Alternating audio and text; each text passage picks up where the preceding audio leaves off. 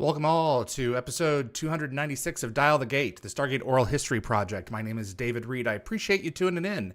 Aaron Craven, who played a number of different roles in Stargate SG-1 and Atlantis, is joining us for this episode. And if you are live in the YouTube feed, go ahead and submit questions over to my moderating team.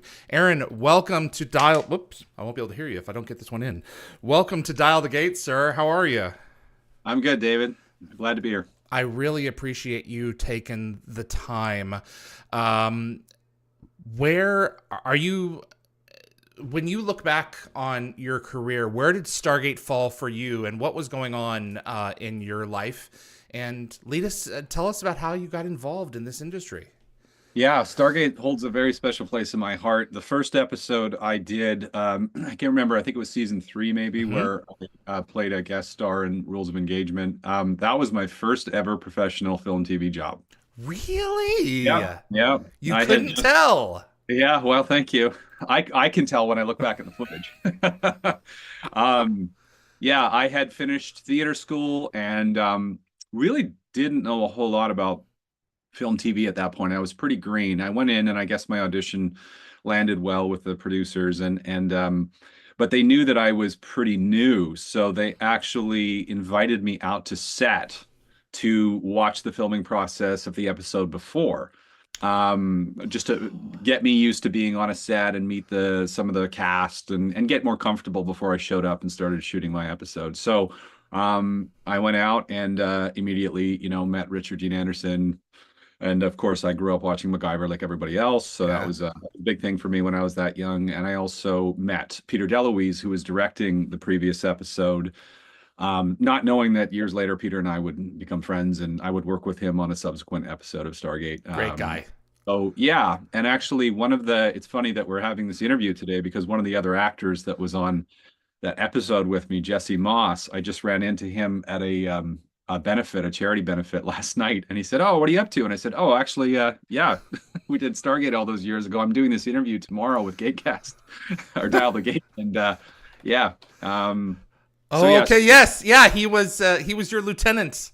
That's right. Yeah, wow, yeah, be yeah. darned. Small world, man. Very small world. And then Dion Johnstone, who was also on the episode with me and went on to play many other roles on Stargate as well. He's also became a very good friend of mine, and we keep in touch. So yeah, it is a small world, and it's funny. It's like that 6 Degrees of Kevin Bacon game. You're never that far from somebody else in the business. The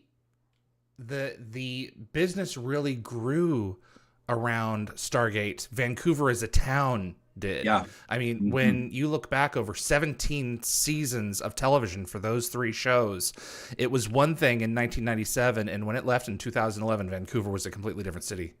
Just absolutely wide open in terms of opportunity for different folks and everything else. Yeah, I think Stargate, in the late 90s, Vancouver was becoming, Hollywood North, as we call it. And Stargate, along with the X-Files and a few other shows in that era, really put Vancouver on the map as a filming location. And yeah, it was an industry anchor here for many years, and was a great gig for crew and actors that got to be on the show. And yeah, it was fantastic. I mean, Brad Wright and the gang at Stargate, many of us went on to work with Brad and in other productions. And yeah, Stargate was a big thing in Vancouver for a long time. Before I dig into more of your Stargate experience, tell me about Mitch and Murray Productions. Are you a Glenn Ross fan? I have been known to see a couple of the shows. Yeah. Yes, absolutely. So that's the theater company based in Vancouver. I founded it, about 10, 12 years ago. And I was always a David Mamet fan, and a huge fan of Glenn Ross. It's one of my favorite plays. So intense, man. yeah. And Mitch and Murray, in the play version, in the film as well, you never see them. They're just talked about. They're these kind of, mysterious guys who pull the strings and hold everybody's fate in their hands. And so I thought, that's kind of my vision for theater as well. Like when you're storytelling, you don't really want to see the puppet master, the people behind the scenes. You want to just be watching what's in front of you and not sort of see all the mechanics. And so that kind of became the namesake of the company.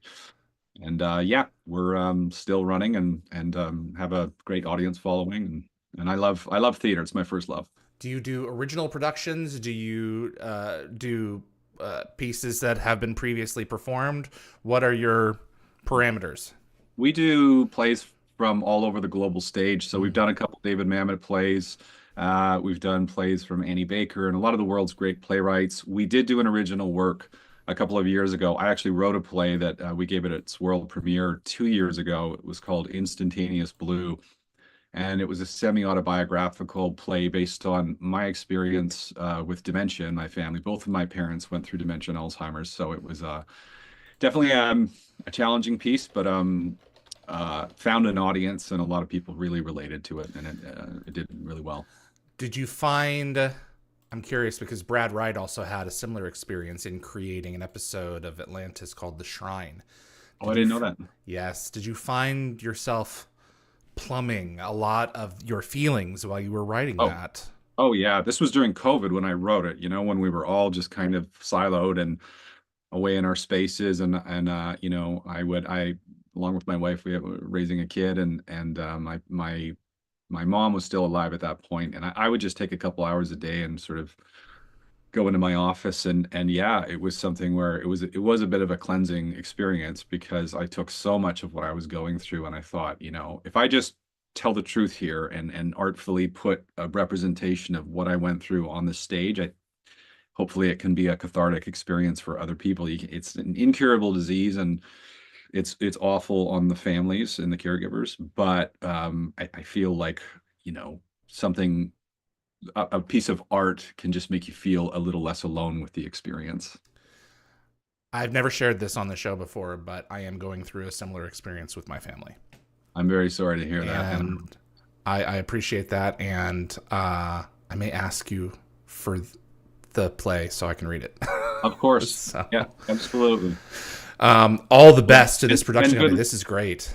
good luck with the journey. Oh, Yeah, absolutely. It's going to be a long one. But that's the thing that I love about this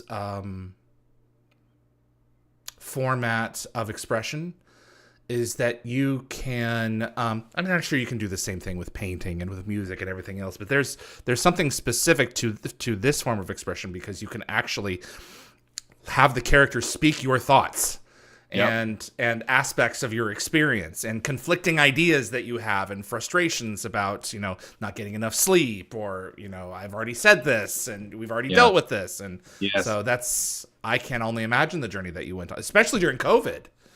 So Yeah, yeah, I mean, that's a longer conversation, yeah, how that has sort of affected the whole experience with my mom being in a care home at the time. Yeah, boy, we could have a whole separate podcast just based on this topic for have you sure. been tested? I haven't. I haven't I either. definitely have my, insurance and Yeah, paperwork all sort of put together in that event, but I try not to, all you can do is try to stay healthy and that's it. not dwell on what the future might hold, right? That's certainly Live true. the moment. So you were invited on the set the episode before. Yeah. And it's interesting that I can see why they chose you, because especially when you're saying that this was your first bigger gig, because this is obviously a character who is very green in his experience. This is a human, is alien, but a human who is unearthly, who's been plucked from his world and sent into this battle scenario where he's been trained by his Jaffa masters. They leave and now he's stuck with Yeah. these men. And you had Dion Johnstone, as your opposite there. What was Rules of Engagement for you as an episode? I don't know if you've rewatched it, but I mean, this was one of my favorite shows.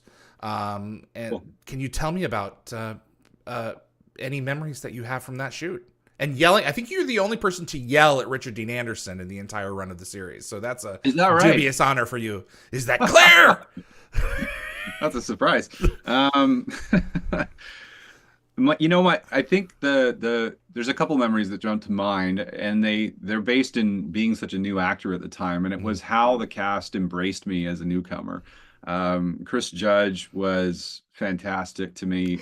Gave me some tips on, how to kind of be cool on camera and hold a gun and all that kind of stuff. Invited me into it. We both discovered that we were NBA basketball fans, and so I sit in his trailer between takes and watch some highlights and whatnot. And I also remember really learning what a professional is, from Amanda Tapping. I specifically remember we were shooting one scene. It was late in the day. She was off camera. She had no lines. It was pouring rain. She was sick.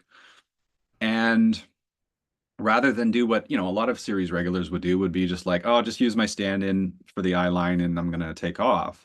She stayed. And she stayed and was present off camera. You don't have to do that, particularly when you don't have dialogue. You're basically just an eye line for the actors on camera. But she stayed and she would say, "Hey, Aaron, am I giving you enough?" Like, she was that's etched in my mind. I don't know if I've ever told her in the times I've run into her since, but she was my first demonstration of what it is to be a giving actor and a true pro. And in the rain and feeling yeah. miserable. Yeah, Wow. I seem to remember she'd also, in the episode, she had a scar on her face that they painted on because her dog had jumped up on her and scratched her face, and so they worked something like a scar into the episode because of that. So she was wounded and sick and in the shivering cold, and she stuck around for us. Yeah, I just thought to myself, that's the type of actor I want to be. What great role models. Yeah. That whole cast and team. Did you have any sympathy for this character and what he was going through, being sent back through the gate? There was a whole array of stuff that you had to play there.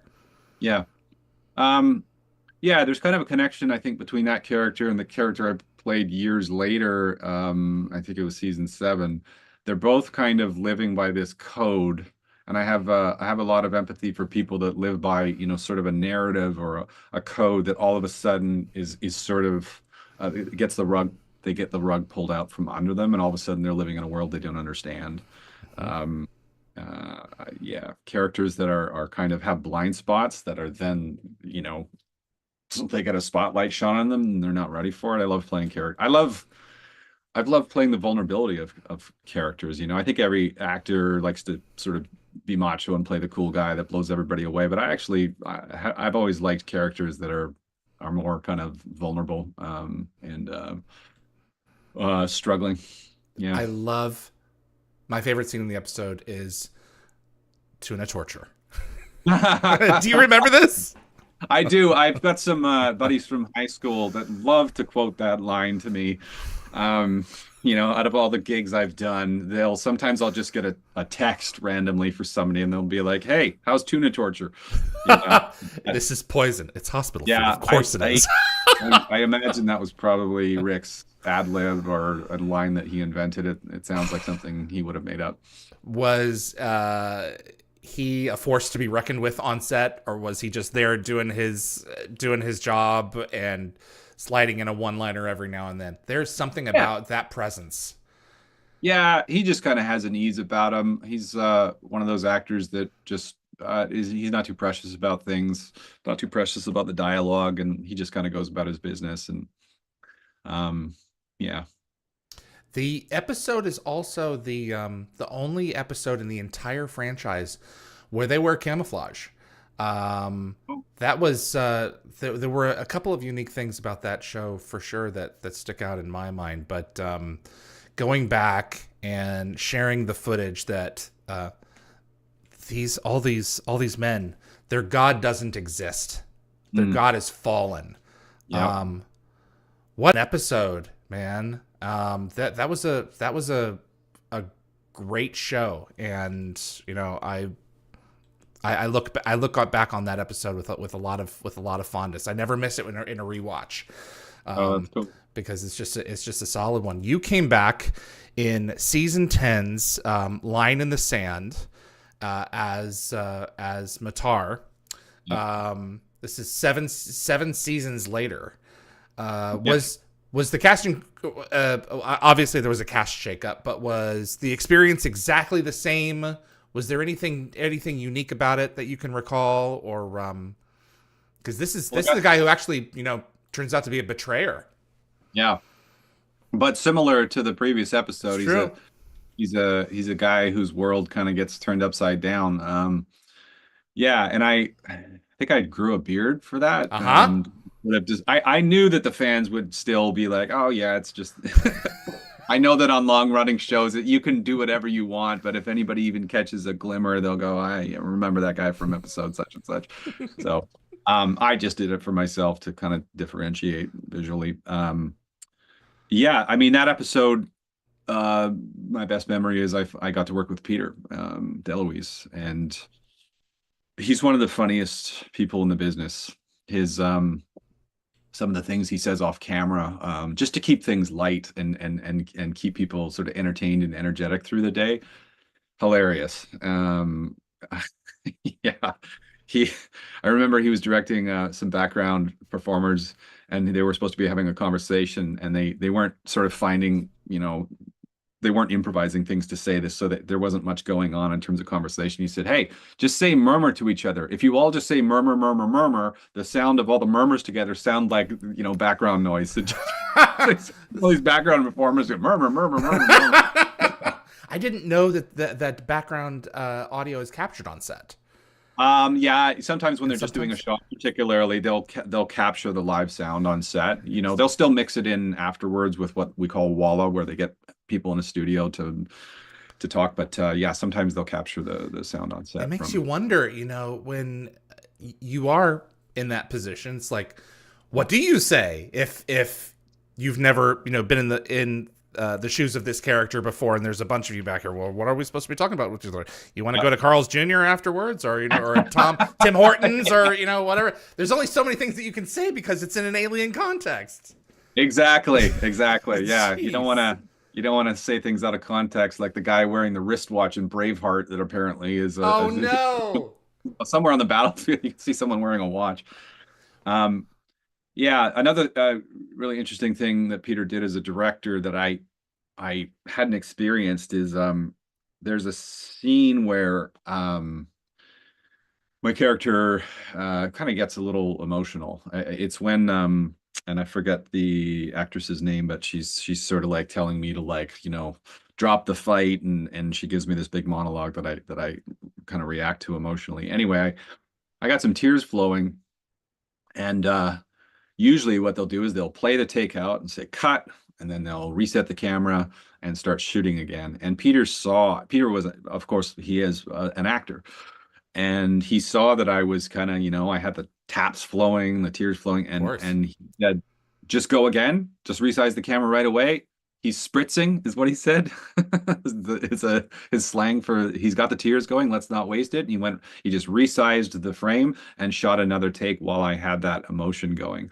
Very astute Wow. directorial thing to do, to see, hey, an actor is like really in the moment and feeling something genuine. I'm not going to waste time by cutting and making the soundstage noisy again, and breaking that actor's concentration. I'm just going to do another take right away.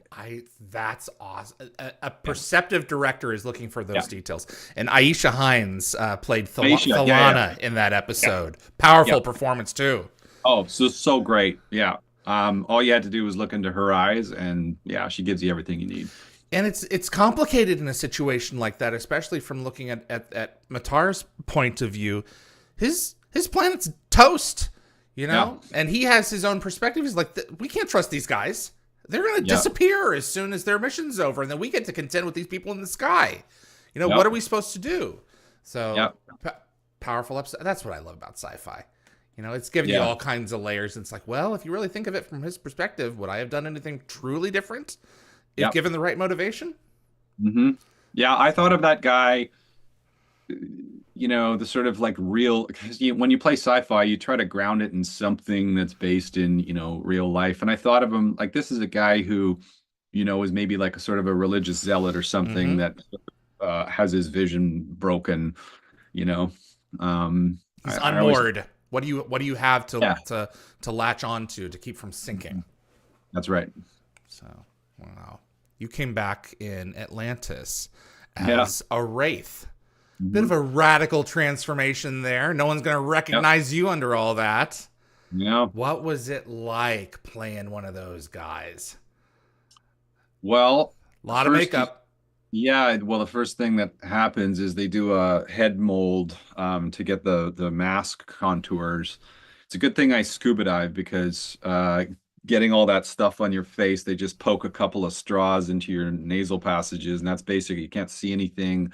The material is kind of being molded onto your face. You're encased in this stuff. You can't see anything. Can't there's yeah, you almost lose your sense of surroundings, and some people can get very claustrophobic doing that. Wow.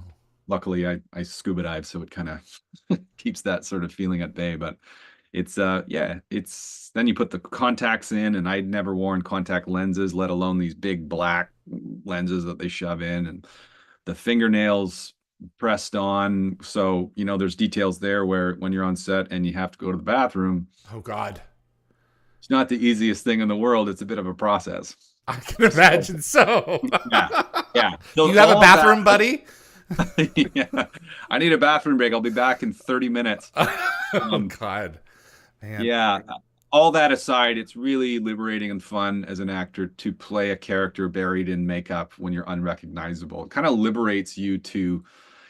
I remember I auditioned for that episode, and when you're auditioning, of course, you're just standing there in a audition studio in a t-shirt, and you're saying all these dramatic things, and it feels a little silly because you feel kind of, hey, I don't have any music or any latex makeup to support this, melodrama. But then when you get all the stuff on, it's you just yeah, you really do sink into the character, and yeah, it's wonderful. I love those roles, and I don't mind being in the makeup chair at 4 in the morning. No. Yeah. Wow. Yeah. So my understanding was the process took at least an hour. I But by think. season 5, I think that they had really gotten it down to a science, but it still took some time. Oh yeah, yeah. It's not just the mask and the makeup; it's the nails and um And the everything else. teeth. Yeah, yeah, So you had to do yeah. I ADR for forgot all your about that. lines? Gosh, I know that they did a little bit of voice Yep. modulation work in post, but I honestly can't remember if I ADR'd or not. Okay. My frustration would be, and this would just be me personally, and maybe you have people that you don't have to think about, but the cat's eyes turn after Yeah, a period of time. Is that one of those things where as an actor, that's not my job. I'm not, I mean, clearly you can't even see. yeah. But that would be some of the things that would drive me nuts in terms of continuity. Probably as an actor, you're not even focused on that. No, when you have that many technical elements to consider and you're just trying to speak clearly through Mm. teeth and prosthetics, you let script supervisors and other people worry about the continuity. I mean, actors vary in terms of their ability to remember continuity and be kind of on the ball when it comes to that. But yeah, those sort of details, if they get missed, uh, I guess there's all the fans that infamously will point out the mistake, and then you're part of the gaff, right? There's a Snickers bar in one of the alien Yeah. space sets in season 3 of Yeah. Atlantis. So the little Yeah. things like that, we follow him Yeah. forever. Yeah, there's a famous I think one of the famous gaffes of all time is in a movie at the end of A Few Good Men, Jack Nicholson's tie when he's wrestling, telling Tom Cruise he's gonna piss in his skull or whatever. His tie is straight and then it's to the side and then it's straight and it's just his tie is just all over the place if you watch that movie. Edits, man. But now with Yeah, digital, they can fix a yeah. lot of that. We've now that's now arrived. I have a question about your your experience with the makeup. Mhm. You're watching this stuff go on in a mirror, right? Or are you being allowed to kind of snooze and rest while this is going on? Um, yeah, I mean, it's kind of relaxing. I think I might have fallen asleep one time, but no, you can see it all in a mirror. Where is the character appearing for you? Does it have is it what I'm asking is your perspective transformed by the makeup, Yeah. or okay, so as it's going on you're becoming this thing? Yeah, there's something actors who go to drama school usually do something called mask work. Yeah. And what mask work is, yeah, yeah, for anybody who doesn't know, is like you put on these, really kind of grotesque and extreme sort of, gargoyle masks and monsters and things like that. And then putting the mask on sort of has this thing that it kind of liberates you to physically drop into the character. The mask informs what you do with your body and your demeanor. And so, yeah, I mean, just like, an actor putting on a suit, if you put on a shirt and tie and a crisp collar, you're going to feel more kind of white collar, and Your poise changes. yeah, your body, your posture changes. The costume is everything, it's part of what allows you to drop into character. Wow. Any other memories from that particular shoot? Anything else from Stargate before we move on to some of your other stuff?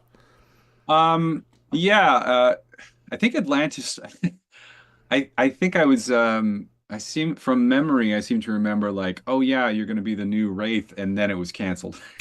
That's right. I seem to remember that was one of the final episodes before before the show got canceled. Then that was, I believe, there was Stargate Universe after that, and Yeah. then that franchise. So you had heard down the grapevine about season 6, and then season 6 didn't come to pass. Yeah. Oh Yeah. man, I've heard actors tell me, they say oftentimes this could be recurring, and how often does that not just happen, man? Oh, my specialty is being on shows that are about to be canceled. I hear that all the time, Aaron. It's not I'm just sure. you. Okay, yeah, okay. Good to know I'm not special. I have a couple of fan questions for you. Sure. SV says you also did a few episodes of Brad Wright's Travelers. Yeah. I loved the show. Just pure sci-fi. What was that experience like? And were you disappointed you never got to play one of the Travelers? Yeah, my character was like it was Patrick Gilmore's boss, Okay. Joe. And so everything that was in the kind of Traveler universe was sort of irrelevant to my character's plot line. They would just keep writing me back into an episode here and there.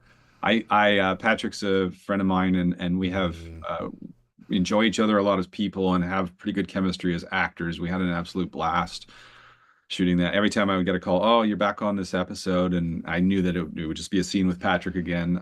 We love working together. We'd worked together on a show called True Calling many years before that, and kept in touch. And so, yeah, that's my best memory of Travelers is working with Patrick, who's another wonderful actor. He has this quality about him that's kind of understated, a little bit more quiet, but there's a sensitivity to him. His performances in Universe were just great. He was one of those that you didn't see coming. And then it was like, wow, this performance.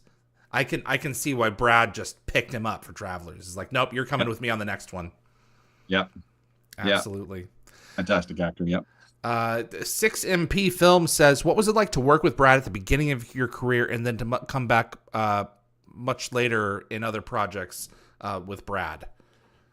Is there any specific notes, that or takeaways with Brad Wright that you can mention?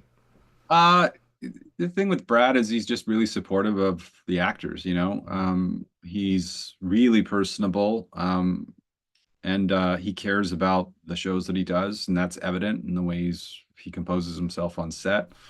Yeah, it's just nice to it's nice to feel trusted by a producer, and to sort of be part of the gang, as it were. If you do one episode of a show and then you're brought back to do another, and then there's another show that producer brings you on, it just when a producer has faith in you and revisits using you in different roles, it's just every actor needs that kind of confidence and a little bit of validation, to be honest. So, well, sure, absolutely. You're not performing just for yourself; you're performing for others. Yeah. So you want to make sure that you're doing something that's working. Yeah. And there's such different shows. I mean, Stargate, was so kind of sci-fi, and the sets were, very unique, and you'd always be wearing this kind of like burlap sort of like, industrial type costume. And then Travelers is just, living in the natural world with suit and tie, and Eric McCormick being quippy, and two totally different experiences working on Stargate and Travelers, but both great shows. Peace Rider says, Tuna Torture, one of my all-time favorite lines. Today, I love vegan brand, which is spelled Tuna, T-U-N-A-H. Every time I eat it, I think of that scene.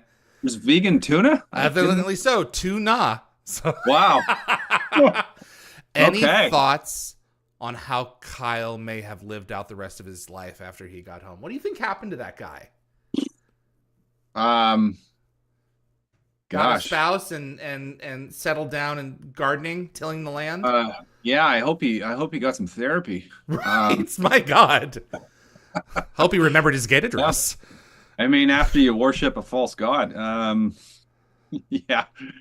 I'm stumped. I didn't give him a future story. It's been so many years since I did that. I'd have to think on that one. Can I come back on another one? You absolutely. No, absolutely. How often do you guys do productions over at Mitch and Murray? How often are they scheduled? I've already put the web address below so people can go and check you out. Yeah. And what's coming up for the future?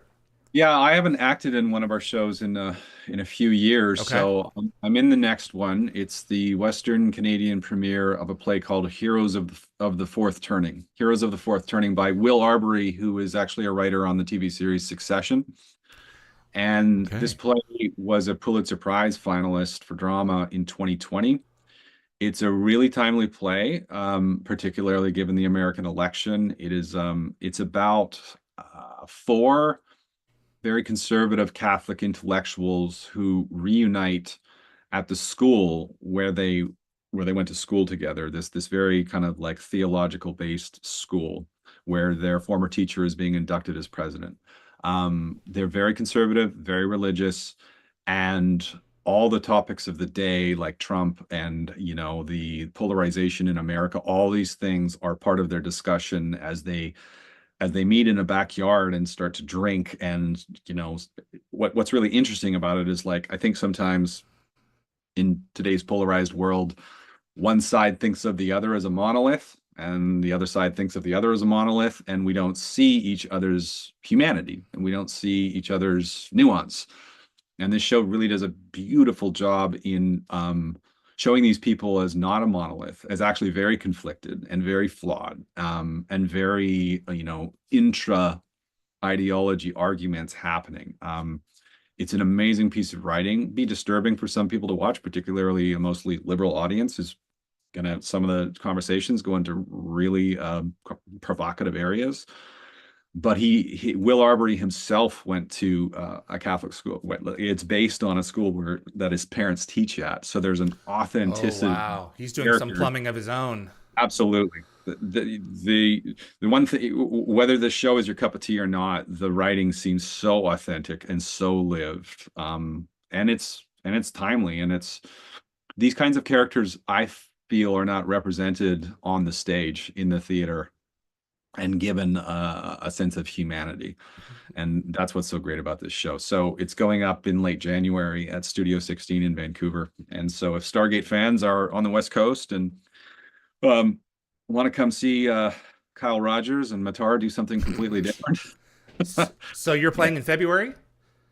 we open January 31st. It's a 2-week run until February 9th at Studio 16 in Vancouver. And you can get all the details on our website, mitchandmurrayproductions.com. I'm trying to be up in Vancouver in February. I may have to come and Cool. see you. Yeah, let me know, David. Yeah, we'll get you The some tickets. um, hatred really feels good. And when you have art that disarms it and makes Yep. people human again, Yep. all the more power to it. Yep. So Yeah, that's really cool. there's too much hatred, and I think as much as the online world and social media has given us things like this, Zoom Yeah. call where fans can see, actors talk about shows. I mean, it's a wonderful medium for that. At the same time, I have really conflicted feelings about what the digital world is doing to us as people. It's putting us into these silos where it's like, where are you getting your information from? Mhm. And are you just maybe stuck in an echo chamber where you're not kind of seeing outside your own narrative? And that's like a political thing that we could do a separate podcast on Oh, that as well. absolutely.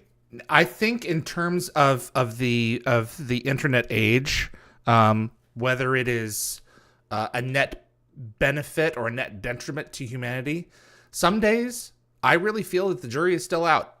Yep, I agree. We have to hang on to each other and ask, how you doing? You good? Yep. You want to talk? You know? And I think as long as we do that, as long as we try for that, I think we're going to be okay. But it's really easy to just say, you know what? I want nothing to do with you. And, you know, come on. Come on! It's Thanksgiving here in the U.S. Get together, everybody! Yeah. So. And it's what's great about things like, you know, the fan clubs, because for those that, you know, like that might not, you know, be religious and might not sort of gain a sense of community in the religious world, there's a need for community and a shared kind of vision or a shared passion. It's what's so great about art. It's what's so great about entertainment is it can draw people together like few other things can, you know, whether it's TV, film, or stage. That's the brilliant thing about it for sure. Aaron, this has been a real treat.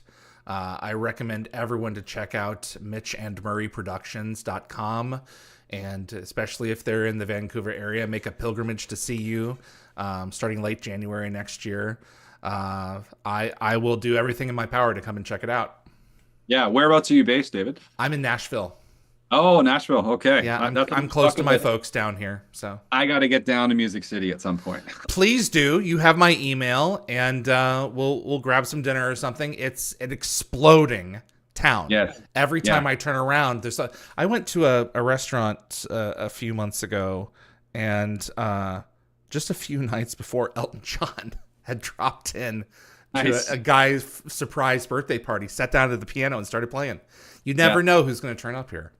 Oh, cool. Yeah. Well, if I make it in, we'll have to. I'm a Canadian. I'm a hockey fan, obviously. We'll go to a Preds game. I have not gone to a Preds game. I heard they're good. Yeah. All right, Aaron. I appreciate your time, sir. Thank you so much for spending the afternoon or the morning, the late morning with us over here on Dial the Gate and sharing some stories about your career. It means a lot to have you. My pleasure, David. Thank you. Thank you. Aaron Craven. Stargate SG-1 and Stargate Atlantis. I really appreciate you all tuning in.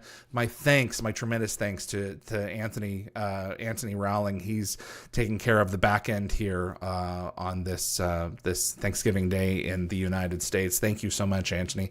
If you enjoy Stargate and you want to see more content like this on YouTube, please click the like button. It does make a difference with the show and will continue to help us grow our audience. And if you wish, you can also share this video with a Stargate friend. And if you want to get notified about future episodes, click subscribe. And giving the bell icon a click will notify you the moment a new video drops. And you'll get my notifications of any last-minute guest changes. And clips from this live stream will be released over the course of the next few weeks on both the Dial the Gate and GateWorld.net YouTube channels. Blue Mancuma is joining us in a little over an hour from now, and I hope you're going to be able to make it back with us and spend some time getting to know him a little bit.